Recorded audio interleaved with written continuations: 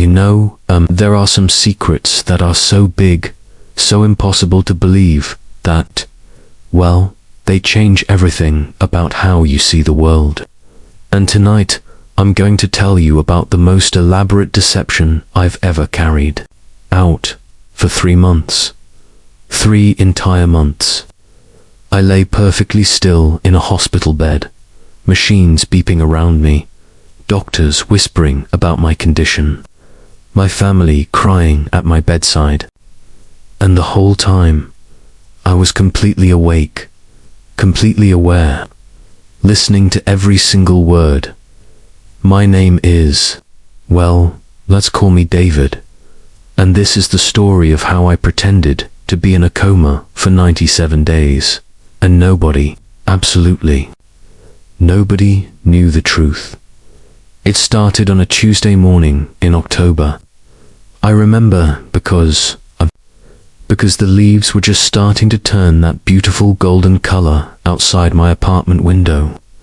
I was supposed to go to work that day, supposed to sit in another mind-numbing meeting about quarterly reports and budget allocations. But something happened that morning that changed everything. I discovered something I wasn't supposed to know. Something that would have destroyed lives, ended careers, maybe even, well, put people in prison. And the only way to survive. What I'd learned was to disappear, not forever, but just long enough for things to cool down. That's when I came up with the plan. The most insane, desperate plan you could imagine. I would fake a coma. Not just pretend to be unconscious, but, actually make it look like I'd suffered some kind of traumatic brain injury.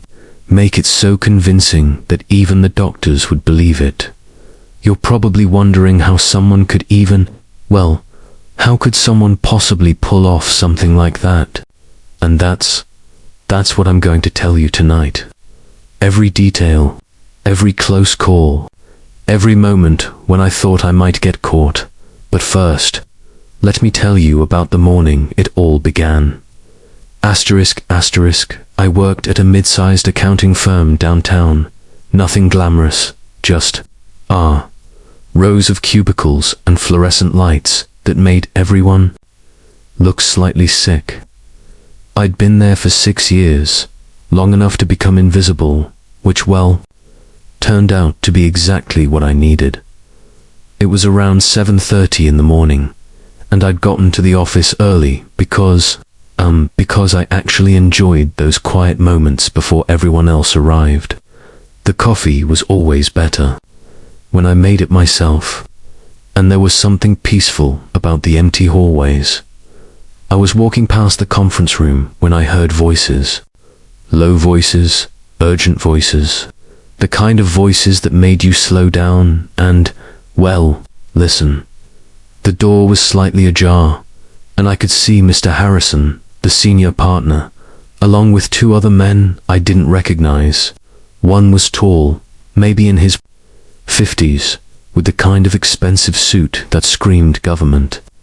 The other was shorter, nervous-looking, constantly checking his phone. The audit report needs to disappear, the tall man was saying. All copies, physical and digital. Harrison shifted uncomfortably. That's not something I can just. You can and you will, the nervous man interrupted. Because if this gets out, it's not just your firm that goes down. We're talking about $100 million in missing federal funds. Money that was supposed to go to disaster relief. My blood went cold. I knew exactly what audit they were talking about. I'd worked on it myself, spent weeks going through financial records for a government contract, and I'd found discrepancies. Big ones. The investigator, Harrison, said quietly. David Morrison. He's the one who found the irregularities. That's when I realized they were talking about me. About my work. About the careful documentation I'd put together, showing that someone had been systematically stealing money meant for hurricane victims. Morrison won't be a problem. the tall man said, and something in his voice made my stomach drop. "We'll handle him." I backed away from the door as quietly as I could, my heart pounding so hard I was sure they could hear it. Handle me. What did that mean, exactly? I made it back to my desk and sat down, trying to look normal, trying to process what I'd just heard. These weren't just accounting irregularities. This was massive fraud, and people were willing to kill to keep it quiet. The rest of the day passed in a blur. I pretended to work, pretended everything was normal, but all I could think about was that conversation. Every time someone walked past my desk, I wondered if they were coming for me. By 5 o'clock, I'd made my decision. I couldn't go to the police. How did I know who else was involved? I couldn't just quit and disappear. They'd find me eventually. No, I needed something more dramatic, something that would make me completely untouchable. That's when the idea hit me. If I was in a coma, if I was lying unconscious in a hospital bed, then I couldn't testify. I couldn't be a threat, and more importantly, I couldn't be eliminated. Asterisk, asterisk, you might think faking a coma would be impossible, but, well, I'd always been good at research, and I had advantages that most people wouldn't have. My sister Sarah was a nurse at Metropolitan General, and my college roommate Jake worked as a paramedic. I knew just enough about the medical system to maybe pull this off. The first thing I needed was a believable accident, something that would cause the right kind of head injury. After hours of research, I settled on a staged car accident. Not a real one, obviously, but something that would leave the right kind of evidence. I spent 3 weeks planning every detail. I studied coma symptoms, learned about Glasgow Coma Scale ratings, memorized the signs that doctors would look for. I practiced controlling my breathing, slowing my heart rate, keeping my eyes still even when people were talking directly to me. The hardest part was, well, the physical preparation. I had to lose weight, make myself look genuinely ill. I started eating less, sleeping irregular hours, anything to make my body look like it had been through trauma. I also had to prepare my apartment.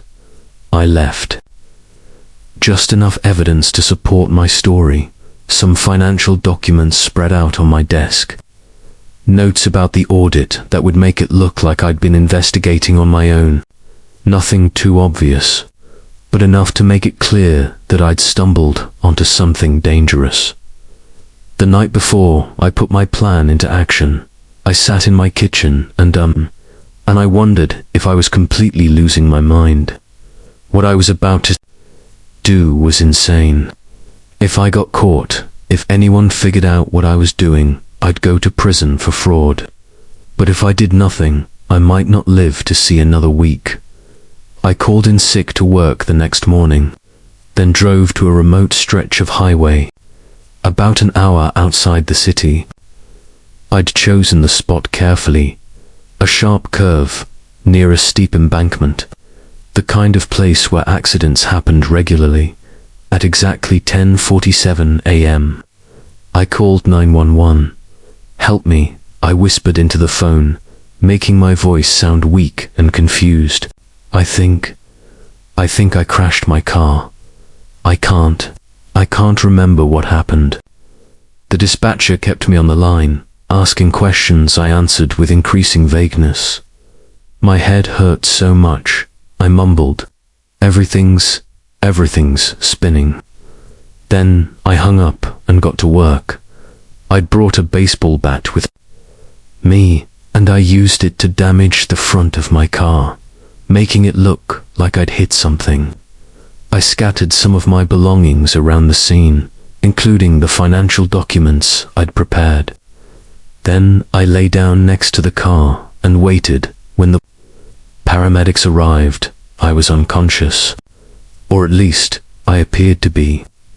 I'd practiced this part extensively, learning to slow my breathing, to keep my muscles completely relaxed even when they were moving me.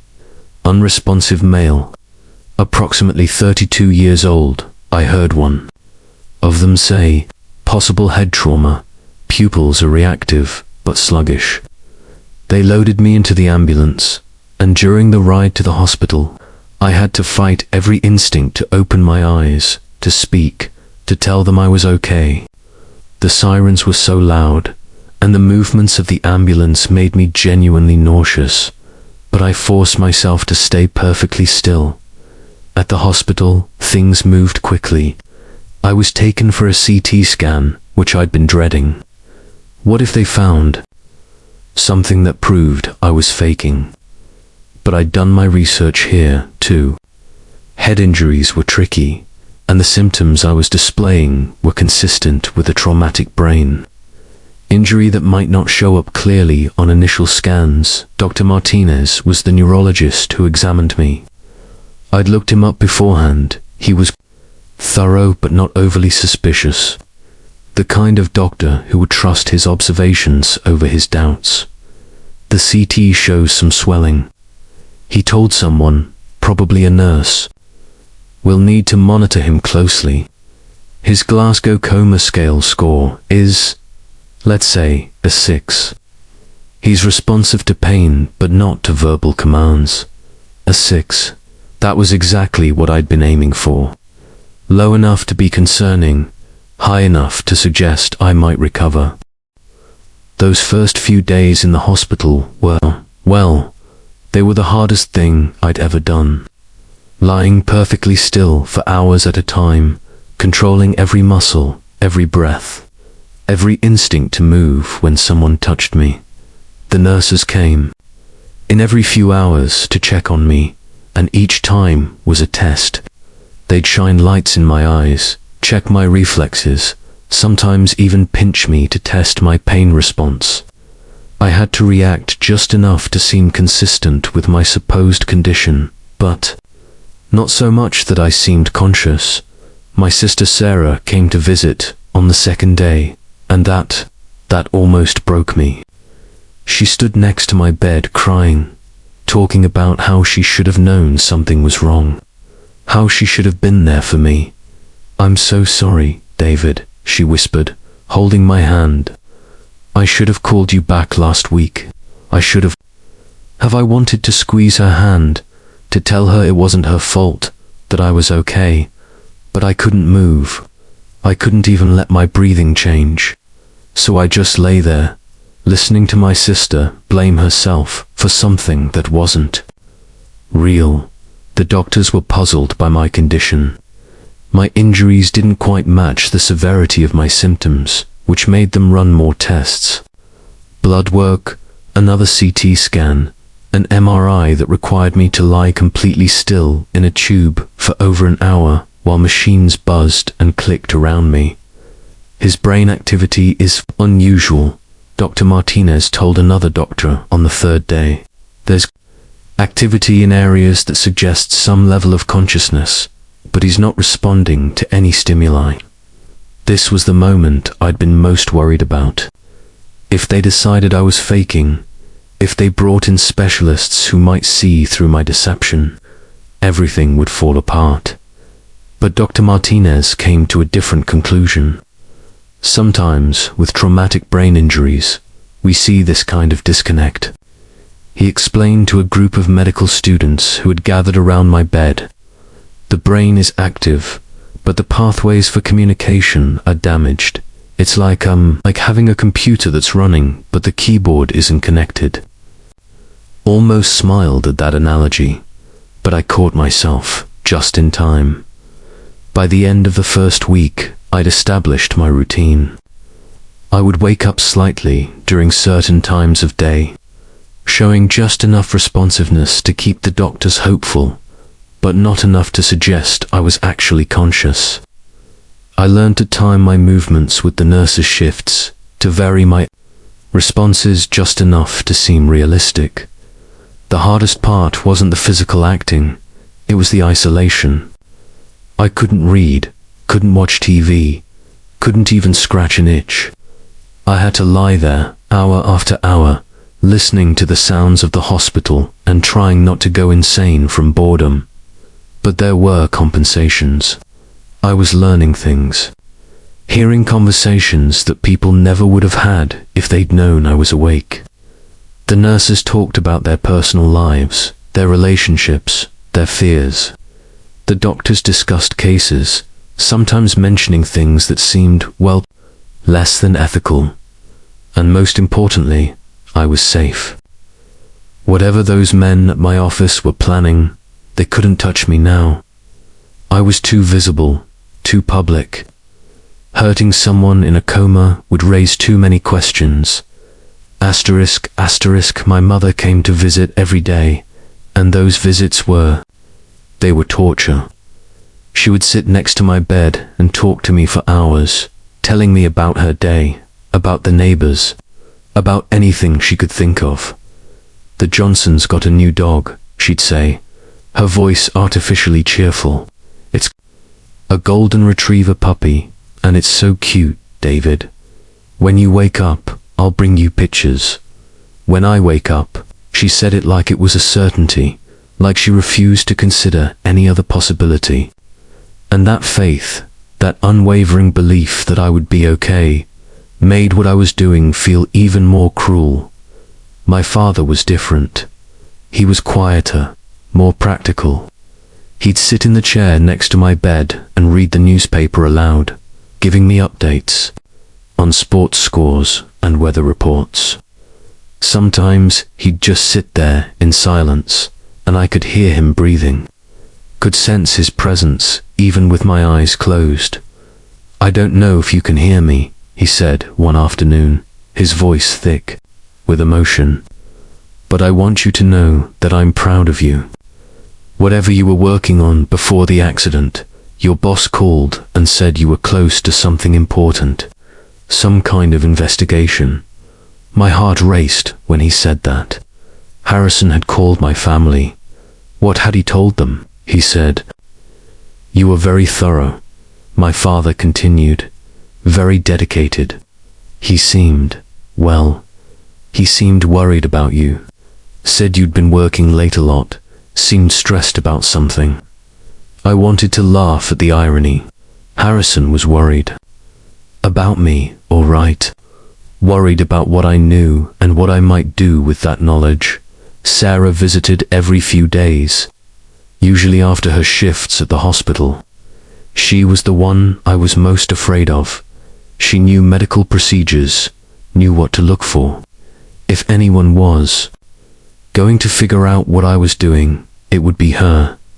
"Your reflexes are getting stronger," she told me one evening, gently manipulating my arm.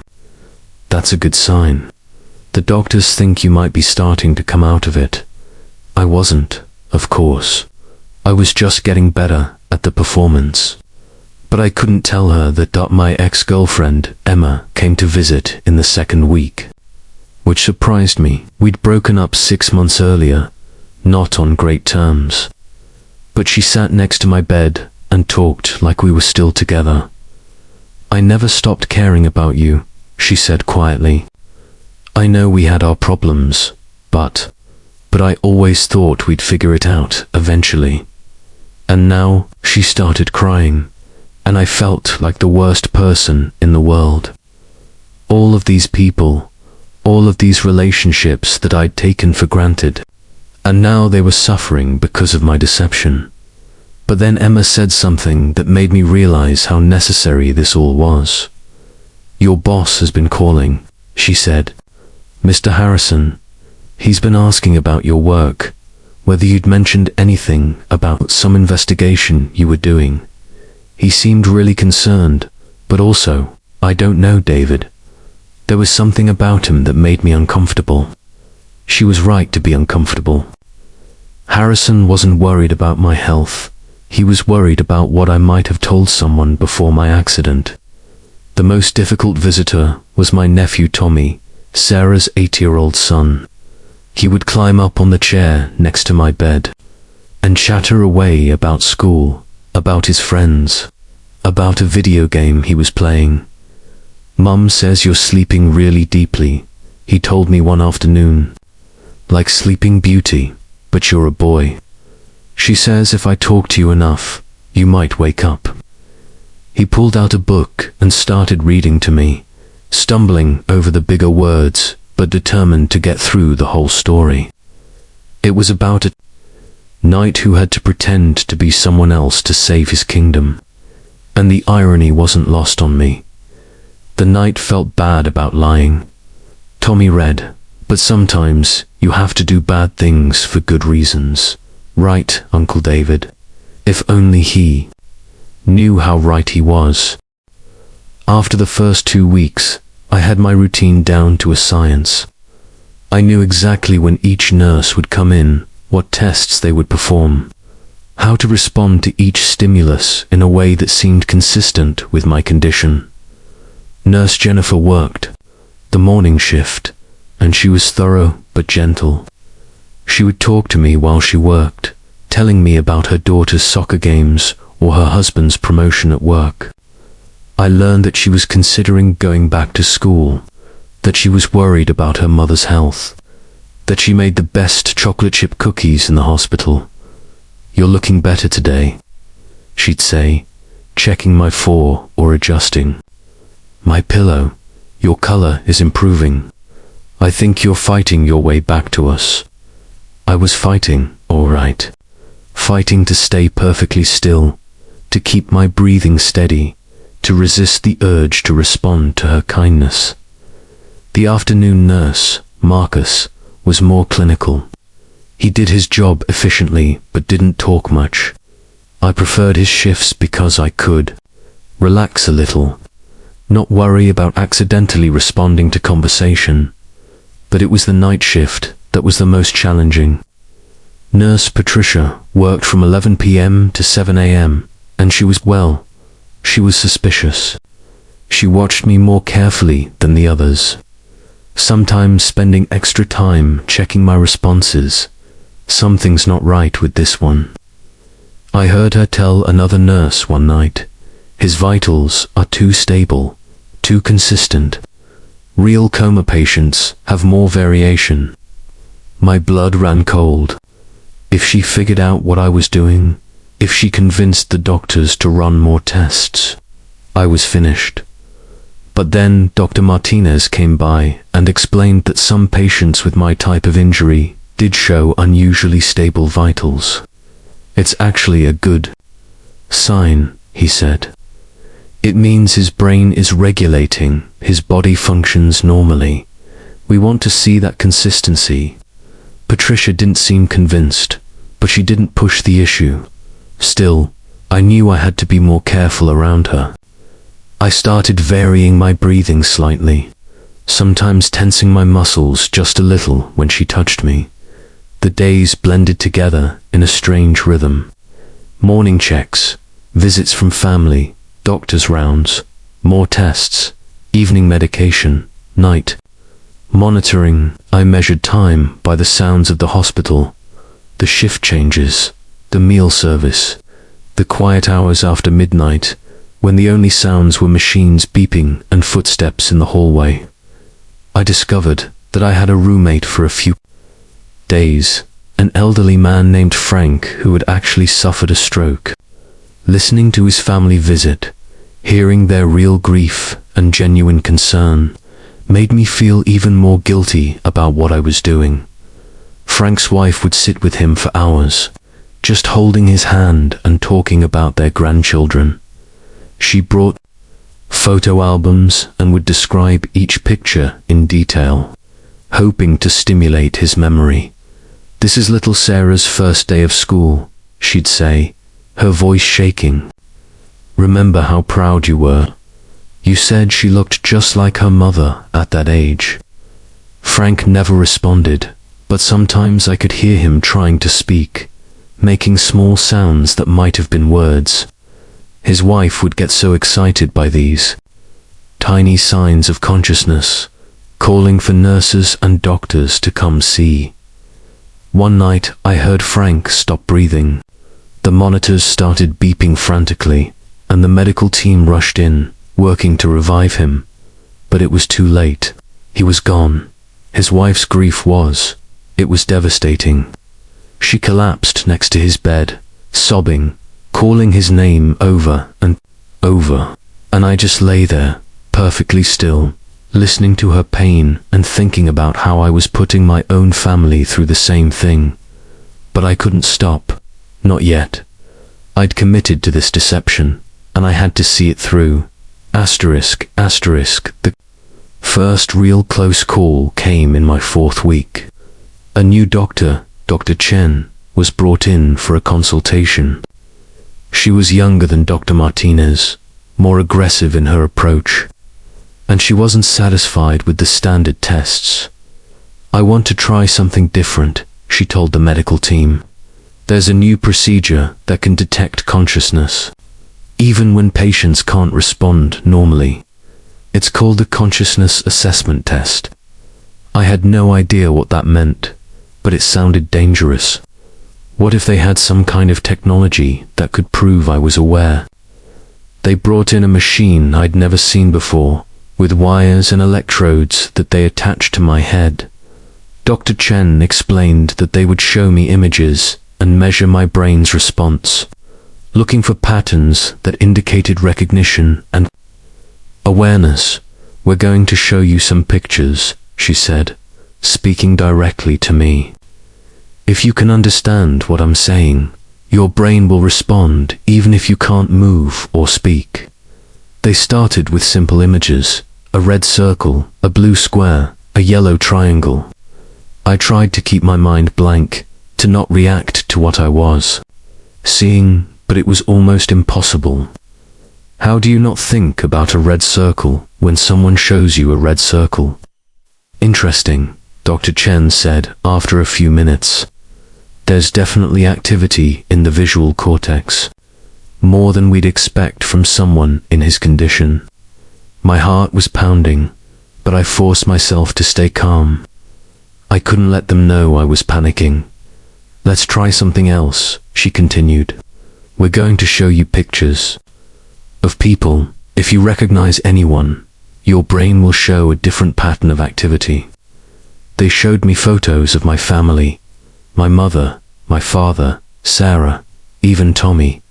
With each picture, I felt my brain responding, remembering, recognizing. I tried to think about other things, to distract myself, but it was like trying not to think about a pink elephant. "Very interesting," Dr. Chen said. "His brain is showing recognition patterns. He's definitely processing these images at some level." Dr. Martinez came over to look at the results. "What does this mean for his prognosis?" "It means he's more aware than we thought," Dr. Chen replied. "His brain is functioning normally in many areas. The question is whether he can access that awareness consciously." They decided to run more tests, more aggressive tests. They tried loud sounds, bright lights, even mild electric shocks, to see if they could get me to respond. Each test was torture, but I managed to stay in character, showing just enough response to be consistent with my supposed condition. The second close call came from an unexpected source. My nephew, Tommy. He was visiting with Sarah one afternoon, and he was being unusually quiet. Instead of his usual chatter, he just sat next to my bed and stared at me. "Mum," he said suddenly, "why doesn't Uncle David blink as much as regular sleeping people?" Sarah looked at me more carefully. "What do you mean?" "Honey, when you're asleep, your eyes move around and you blink sometimes. But Uncle David's eyes don't move at all. They're like a doll's eyes." My blood went cold. An 8-year-old had noticed something that trained medical professionals had missed. I was blinking, but apparently not enough to seem natural. "That's because Uncle David is hurt," Sarah explained. "His brain isn't working the same way as when he's just sleeping."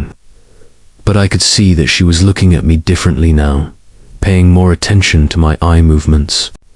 From then on, I had to be more careful about blinking, making sure to do it regularly, but not too regularly. The third close call was the most terrifying.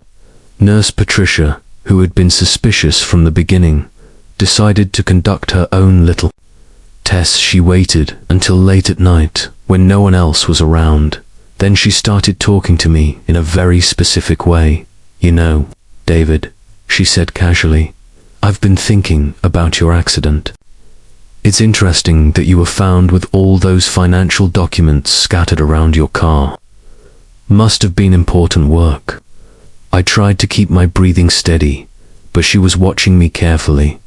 "Your boss called again today," she continued. "He seemed very concerned about those documents. Kept asking if you'd said anything before the accident, if you'd mentioned your work to anyone." She was testing me, trying to see if I would react to information about my boss. And I was reacting.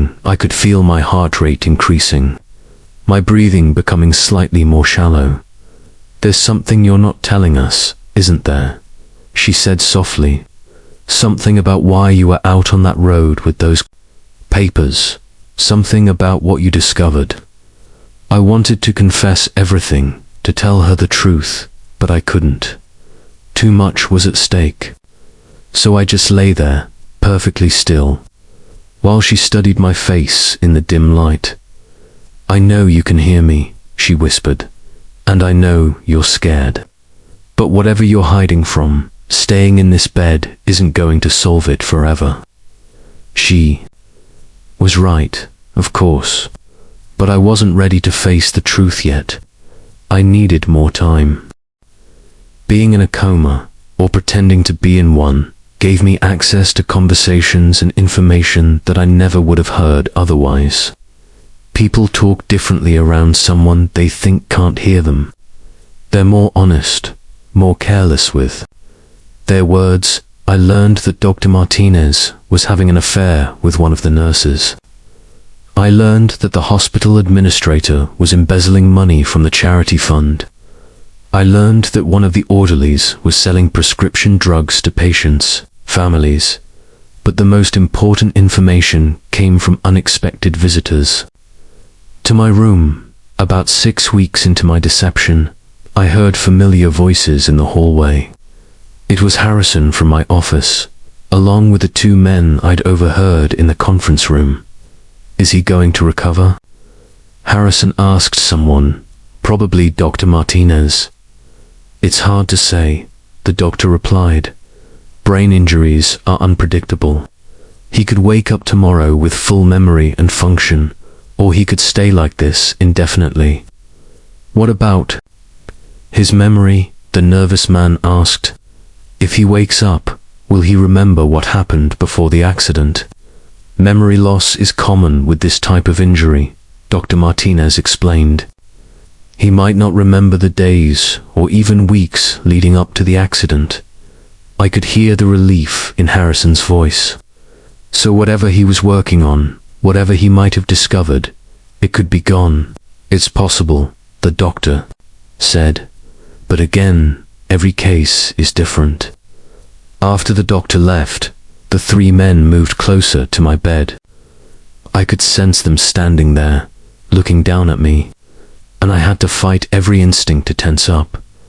"He looks so peaceful," the tall man said sarcastically, "like he doesn't have a care in the world." "We can't wait forever," the nervous man said. "The audit trail is getting cold, but it's not gone.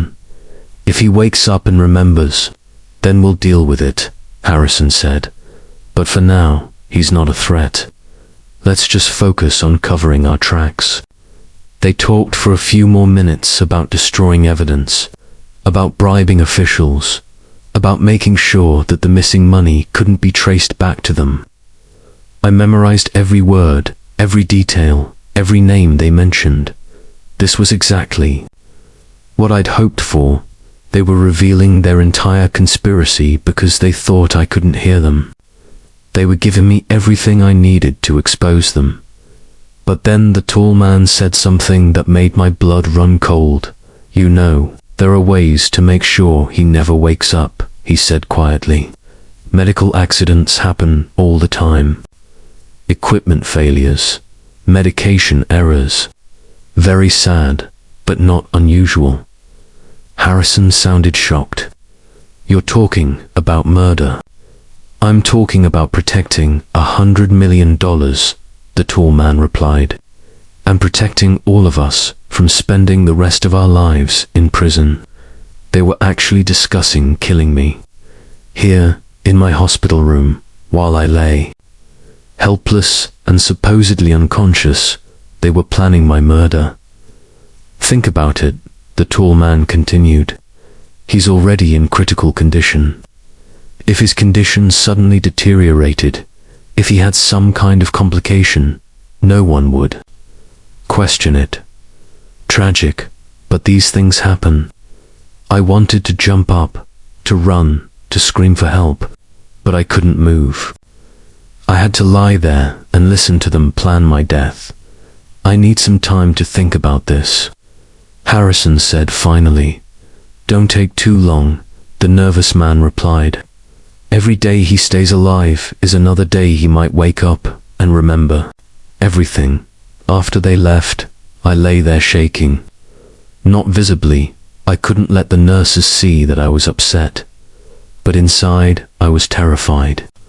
I'd thought that being in the hospital would make me safe, but now I realized that it might have made me more vulnerable. How do you protect yourself from people who want to kill you when you're pretending to be unconscious? How do you call for help when you can't speak? I started paying closer attention to every person who entered my room. Every nurse, every doctor, every orderly. Were they legitimate medical staff, or were they working for the men who wanted me dead? A few days later, a new nurse appeared on the night shift. I'd never seen her before, and she seemed nervous, jumpy. She kept looking over her shoulder, and when she checked my her hands were shaking. This will just take a moment, she whispered, and I felt her doing something to my foreline. Adding something to the bag, maybe. Injecting something into the tube. My heart started racing. Was this it? Was this how they were going to kill me? With some kind of drug that would make it look like a medical complication. But then the regular night nurse, Patricia, came in unexpectedly. Who are you? She demanded. What are you doing in here? The fake nurse tried to make some excuse about being from another department, but Patricia wasn't buying it. She called security, and the woman fled. I don't know what she was doing, Patricia told the security guard, but she had no business being in this room. They checked my ran tests on the medication, but found nothing wrong. The fake nurse had been caught before she could do whatever she was planning. But I knew this wasn't over. They would try again, probably with a different approach. I had to find a way to protect myself, but how could I do that without revealing that I was conscious? By the 7th week, the psychological strain of maintaining my deception was becoming almost unbearable. I was starting to lose track of time, to blur the line between what was real and what was performance. Sometimes I would forget that I was pretending, and would start to panic, thinking that I really was trapped in my own body. Other times, I would be so focused on the act that I would forget why I was doing it in the first place. The isolation was the worst part. I couldn't talk to anyone, couldn't share my fears or my discoveries. I was completely alone with my thoughts, and those thoughts were becoming darker and more confused every day. I started having what I can only describe as hallucinations, not visual hallucinations. I kept my eyes closed most of the time, but auditory ones. I would hear voices that weren't there, conversations that weren't happening. Sometimes I would hear my father calling my name, begging me to wake up. Other times, I would hear Harrison and his conspirators planning more elaborate ways to kill me. I couldn't tell what was real and what was my mind playing tricks on me. The constant stress was taking a physical toll as well. Even though I was lying still all day, I was exhausted. My muscles were atrophying from lack of use, and I was losing weight despite the poor nutrition. My hair was starting to fall out, and my skin was becoming pale and waxy. I was beginning to look like someone who really was dying, which made my family's visits even more heartbreaking. "He's getting worse," I heard my mother tell Sarah one day. "The doctors say his condition is deteriorating." It wasn't deteriorating. I was just getting better at looking sick. But the irony wasn't lost on me. In pretending to be dying, I was slowly killing myself from the inside out. The guilt was eating away at me. Every day, I watched my family suffer because of my deception. My mother had lost 15 pounds and looked like she hadn't slept in weeks. My father had taken leave from work and spent most of his time sitting in the hospital cafeteria, drinking coffee and staring at nothing. Sarah was the worst affected. She blamed herself for not noticing signs of my supposed distress before the accident. She'd requested a transfer to my floor so she could be closer to me, and I could see the toll it was taking on her professional life. "I should have known something was wrong," she told Tommy during one of their visits. "Brothers are supposed to look out for each other, and I failed him." Tommy, bless his heart, tried to comfort her. "Maybe Uncle David is just sleeping really hard because he's trying to solve a really big problem in his dreams," he said, like a superhero who has to pretend to be powerless to catch the bad guys. If only he knew how close to the truth he was. But the psychological pressure was becoming too much. I started having panic attacks, silent, internal panic attacks where I couldn't breathe properly, couldn't think clearly, couldn't remember why I was doing this. During one particularly bad episode, I almost broke character completely. Dr. Martinez was examining me, testing my reflexes, and I was so overwhelmed by claustrophobia and guilt that I nearly opened my eyes and confessed everything. "His vitals are spiking," I heard a nurse say. "Heart rate is up to 120. That's unusual," Dr. Martinez replied. But sometimes we see this kind of autonomic response in patients who are starting to emerge from coma. They were interpreting my panic as a sign of recovery, which only made me feel worse. Everything about my deception was causing pain. To my family, to the medical staff who were trying to help me, to myself. I started to wonder if I should just give up. Maybe I should wake up and face whatever consequences were waiting for me. At least then my family would stop suffering. But then I remembered the conversation I'd overheard. The plans to kill me, the $100 million in stolen money. I couldn't give up now. Too many people would suffer if I didn't see this through. In my 8th week, something changed. Harrison started visiting me regularly, sometimes alone, sometimes with his conspirators. They seemed to think that talking near me was safe, that I couldn't hear or understand anything they were saying. They were wrong. "The heat is starting to die down," Harrison told the tall man during one visit. "The investigation has been suspended indefinitely. They're calling it a dead end." "What about the documents Morrison was working on?"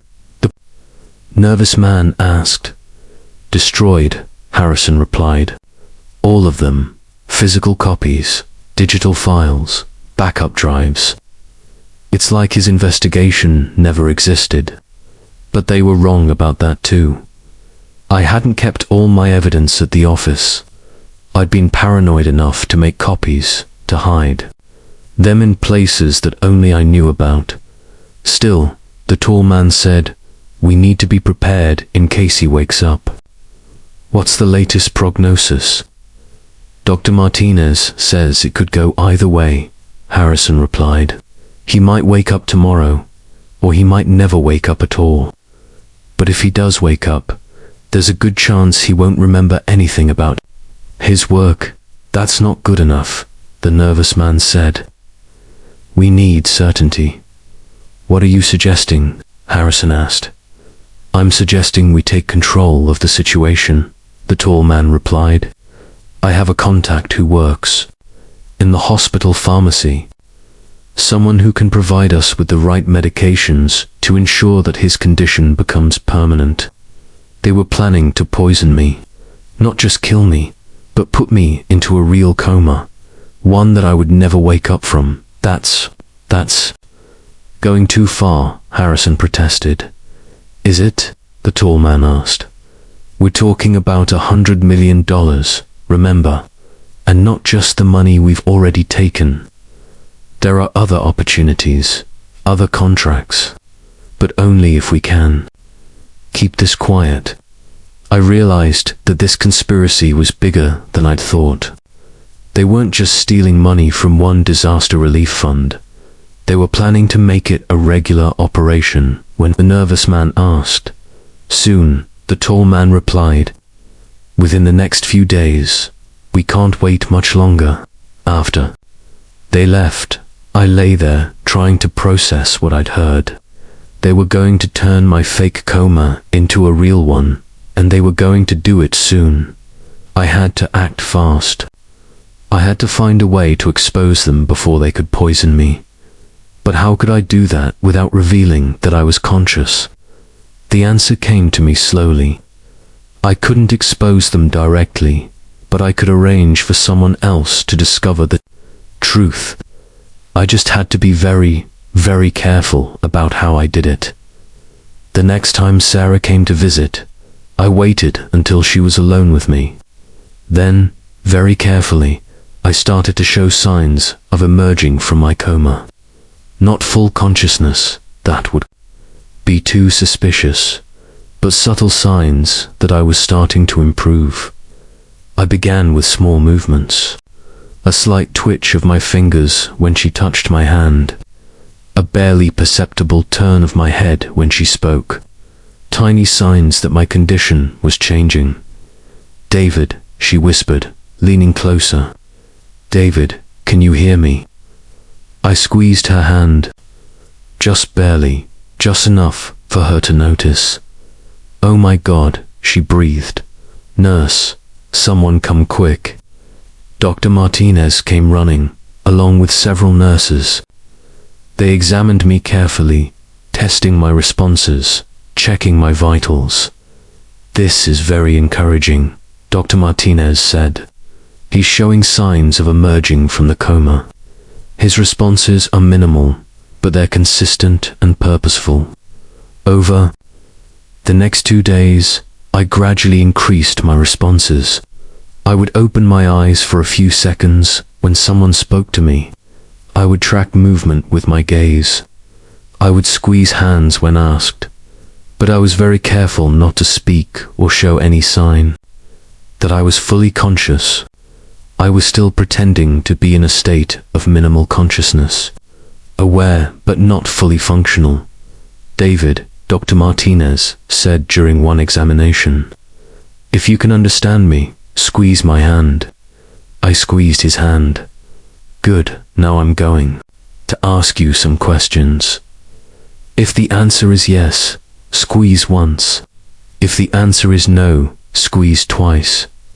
Do you understand? I squeezed once. Do you remember your name? I squeezed once. Do you remember what happened to you? I squeezed twice.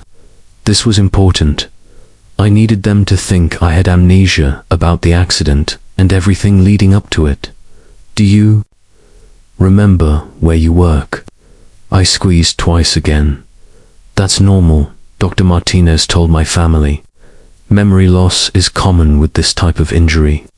He may never remember the weeks or even months before the accident. Perfect.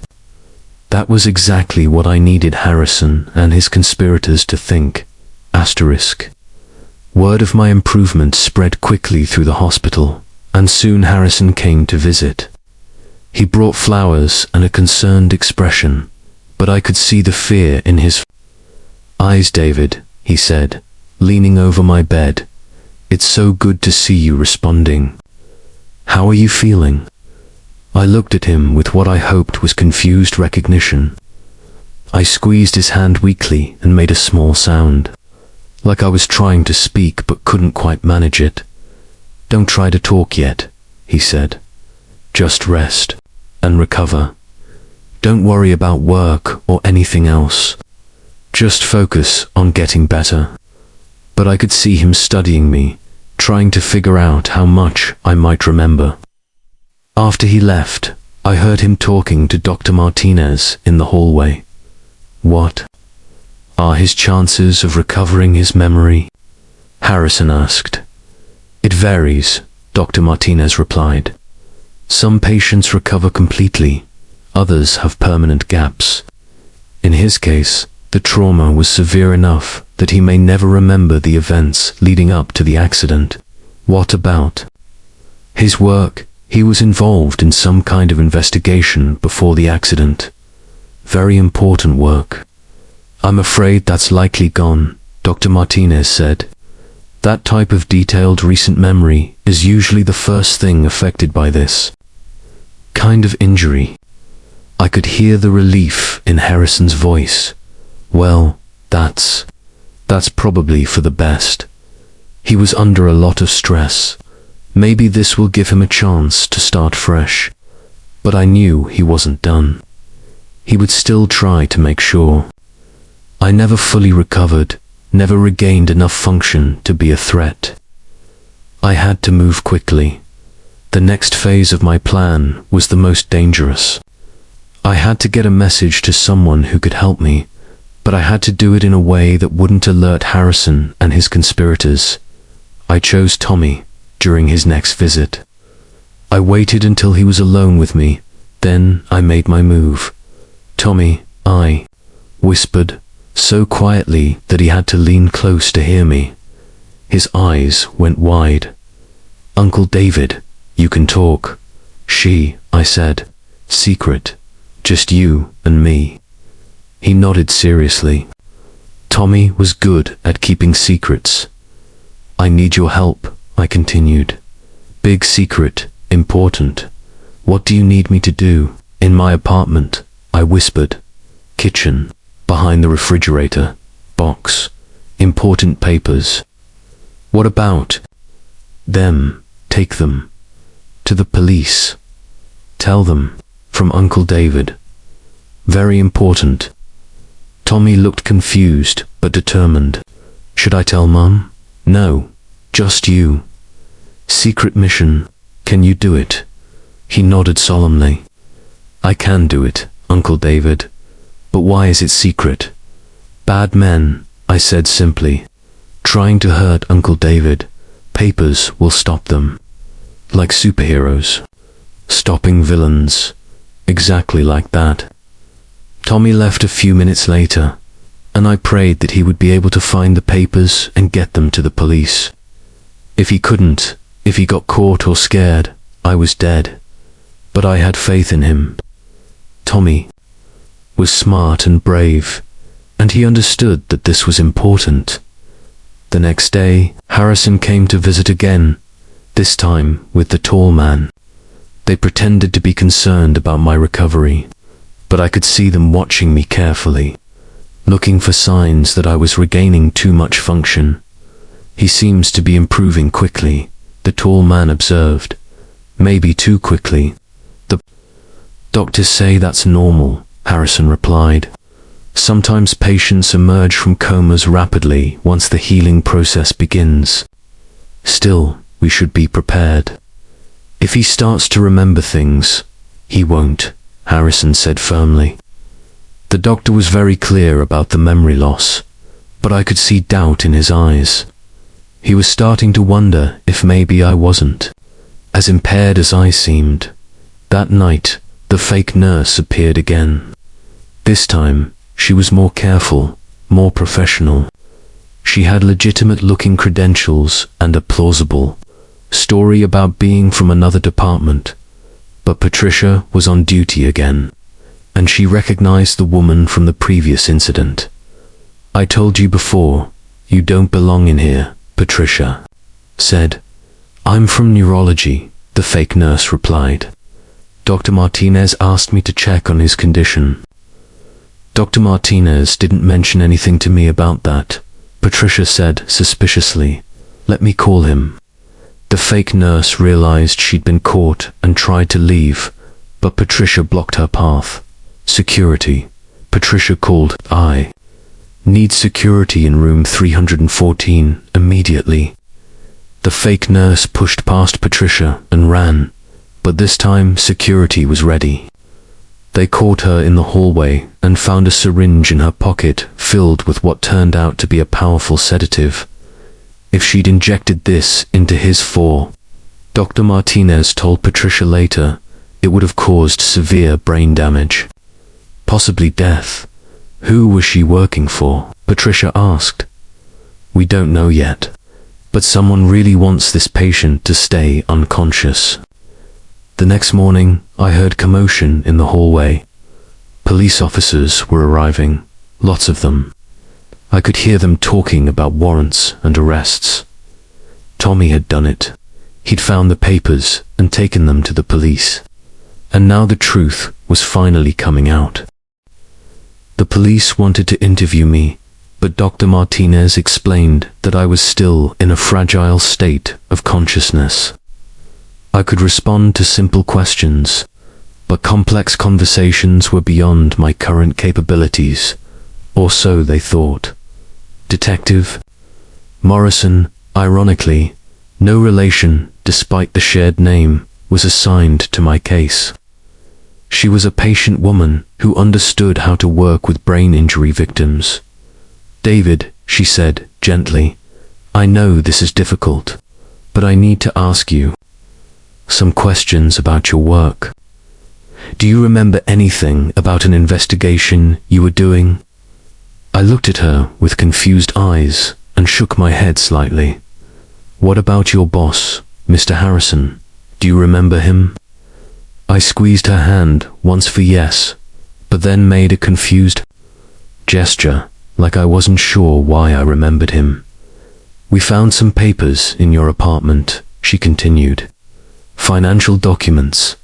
Did you know about these?" I looked puzzled and shook my head. "That's okay," she said. "These documents are very important. They show that someone was stealing money from disaster relief funds. A lot of money." I tried to look surprised, widening my eyes and making a small sound. "David, I know you can't remember much right now, but these documents have your notes on them, very detailed notes. You were investigating this theft before your accident."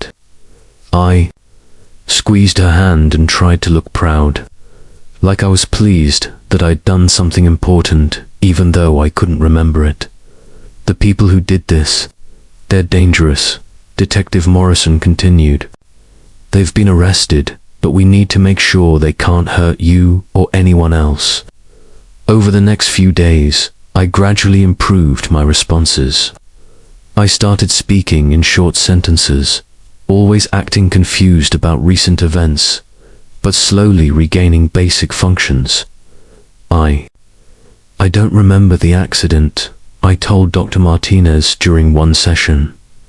Was I hurt badly?"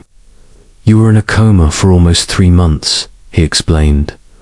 "But you're recovering well. Better than we expected." 3 months. I acted shocked. What happened to my work?" "My job. Don't worry about that right now," he said. "Just focus on getting better." But I could see the concern in his eyes. He was starting to wonder about the timing of my recovery, about why I was improving so quickly, just as the police investigation was heating up. Harrison came to visit one last time, but now he was accompanied by his lawyer. He looked haggard. "Desperate, David," he said. "I know you don't remember everything, But I want you to know that we're all rooting for your recovery. Everyone at the office misses you." I looked at him with innocent eyes. You work with me. I'm your boss," he said. "We work together at the accounting firm." "Oh," I said, like I was trying to process this information. Did I like my job?" "You were very dedicated," he replied, "sometimes too dedicated. You worked very hard on everything." "I'm sorry I don't remember," I said. "The doctors say it might come back." I could see the fear in his eyes. He was terrified that my memory might return, that I might remember what I'd discovered about his crimes. "Don't worry about it," he said quickly. "Memory isn't everything. What matters is that you're getting better." That was the last time I saw him as a free man. 2 days later, he was arrested along with his conspirators. The evidence I'd gathered was solid, and the additional crimes they'd committed while trying to silence me only made their situation worse. Over. The following weeks, I gradually recovered more of my abilities. I started speaking in longer sentences, showing more awareness of my surroundings, asking more complex questions, but I was very careful to maintain gaps in my memory. I couldn't remember anything about the investigation, nothing about discovering the fraud, nothing about the events leading up to my accident. It's frustrating. I told Dr. Martinez during one session, "I feel like there's something important I'm supposed to remember, but I can't quite grasp it." "That's normal," he assured me.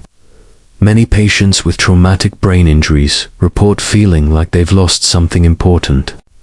The brain knows there's missing information, even if you can't access it." "Will it come back?" "It might," he said. "But even if it doesn't, you're making remarkable progress. Your recovery has been extraordinary. If only."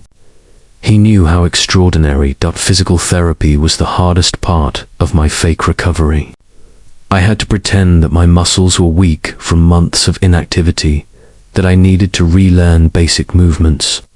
But I also had to show steady improvement, consistent with someone whose brain was healing. "You're doing great," my physical therapist, Janet, told me during one session. "Your muscle memory is excellent. It's like your body remembers how to move, even if your mind doesn't remember everything." "It feels familiar," I said, pretending to be surprised by how well I was doing. "Like I've done these exercises before." "That's exactly right," she said. "Your brain may have lost some memories, but the physical pathways are still there." The hardest part was dealing with my family's joy at my recovery.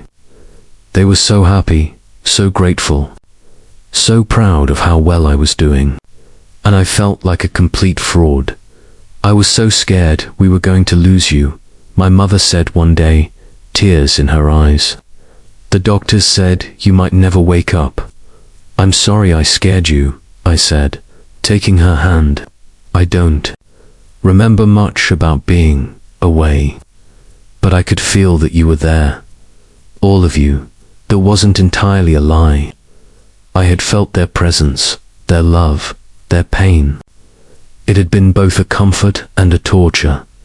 Sarah was the most suspicious of my recovery. As a nurse, she understood brain injuries better than the rest of my family. "You're recovering very quickly," she observed during one visit. "Almost like you're remembering how to do things rather than relearning them." "Is that bad?" I asked, trying to look concerned. "No, it's good," she said. "It's just unusual. Most patients with your type of injury take much longer to regain function." "Maybe I'm just lucky," I said with a smile. She smiled back, but I could see that she was still puzzled by something. Tommy was the only one who seemed to understand what was really happening. During one visit, he leaned close to me and whispered, Did the papers help catch the bad guys? What papers? I asked innocently. He looked confused for a moment, then seemed to realize that this was still part of the secret. Nothing. Uncle David, I'm just glad you're better. Asterisk, asterisk. After 4 months in the hospital, I was finally discharged. I moved back into my apartment, but everything felt different now. I was different. The investigation into the fraud had been successful. Harrison and his conspirators were facing serious federal charges. The missing money was being recovered, and new safeguards were being put in place to prevent similar thefts. But I couldn't take any credit for it. As far as everyone knew, I was just a victim who had stumbled onto something dangerous and paid the price with a traumatic brain injury. You're a hero, Detective Morrison told me during a follow-up interview. If you hadn't been investigating this fraud, if you hadn't documented everything so carefully, these criminals would have gotten away with stealing money meant for disaster victims. I just wish I could remember more about it, I said. It feels like I lost an important part of myself. Memory isn't everything, she said. Your actions speak louder than your memories. I went back to work part-time with accommodations for my supposed cognitive limitations. My colleagues were supportive and understanding, always ready to help me when I seemed confused or overwhelmed. But the hardest part was living with the secret. I couldn't tell anyone what I'd really done, what I'd really experienced. I had to pretend that 3 months of my life were just gone. Sometimes I would catch myself almost slipping, almost referring to conversations I'd supposedly never heard, or knowledge I supposedly didn't have. I had to be constantly vigilant, constantly acting. The nightmares were the worst part. I would dream that I was back in the hospital bed, paralyzed, unable to move or speak while people around me planned my death. I would wake up screaming, and when people asked what was wrong, I would say I didn't remember the dreams. Post-traumatic stress is common after brain injuries. Dr. Martinez explained during one of my follow-up appointments. Your subconscious mind may be processing trauma that your conscious mind can't access. He was more right than he knew. It's been 2 years now since I woke up from my coma, and I still think about those 3 months every day. What I did was wrong in so many ways. I deceived my family. I wasted medical resources. I caused immeasurable pain to people who loved me, but I also helped bring down a criminal conspiracy that had stolen millions of dollars from disaster victims. I probably saved lives, prevented suffering, brought justice to people who thought they were above the law. Was it worth it? I honestly don't know. The guilt follows me everywhere. Every time my mother talks about how grateful she is that I survived. Every time my father mentions how proud he is of my recovery. Every time Sarah compliments my resilience, I feel like I'm living a lie, because I am living a lie. Every day, I pretend to be someone I'm not. I pretend to have limitations that don't exist, to have lost memories that are actually crystal clear, to be grateful for a recovery that was never real. But there are moments when I think it was all worth it. When I read about the families who got their disaster relief money because of my investigation. When I see that new safeguards have been put in place to prevent similar fraud. When I remember that Harrison and his conspirators are in prison where they belong. I think about Tommy sometimes, about how he carried out his secret mission without hesitation. He's 10 now, and he still keeps our secret. Sometimes I catch him looking at me with a knowing smile, like we're sharing the greatest adventure story ever told. And maybe we are. I've learned things about myself that I never would have discovered. Otherwise, I learned that I'm capable of incredible deception, but also incredible dedication. I learned that I can endure almost anything if I believe it's for a good cause. I learned that the line between right and wrong isn't always as clear as we think it is. Most importantly, I learned that sometimes the greatest act of courage is to lie perfectly still and listen. To be patient when every instinct tells you to run. To trust that the truth will eventually find its way out, even if you can't speak it yourself. The doctors say I've made a full recovery, that I'm a miracle case. They write papers about my progress, use my case as an example of the brain's incredible ability to heal. If only they knew that the real miracle wasn't my recovery, it was my ability to fake being broken for so long. I still work at the accounting firm, though it's under new management now. I still live in the same apartment, though I've moved the refrigerator so I can't see the hiding place behind it. I still have the same family, though they treat me like something precious and fragile, and I still keep the secret. Every single day. Sometimes I wonder what would happen if I told the truth. Would people understand? Would they forgive me? Would they see that I did what I thought was necessary? Or would they only see the deception? I'll probably never know. The secret has become part of me now, woven into my identity so completely that I can't imagine life without it. But late at night, when I'm lying in bed and the hospital sounds from my memory mix with the sounds of the city outside my window, I sometimes whisper the truth to myself. I pretended to be in a coma for 3 months, I say to the darkness, and nobody knew. Nobody except Tommy, who still keeps our secret. Nobody except me, who has to live with what I did. And maybe that's how it should be. Maybe some secrets are too big to share, too important to reveal.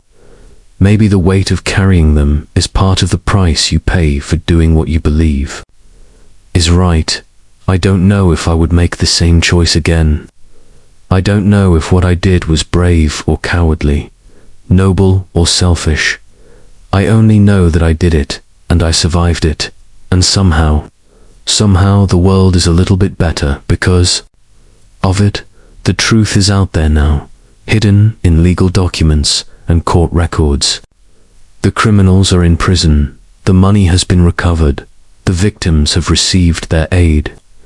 Justice has been served, even if no one knows exactly how it all began.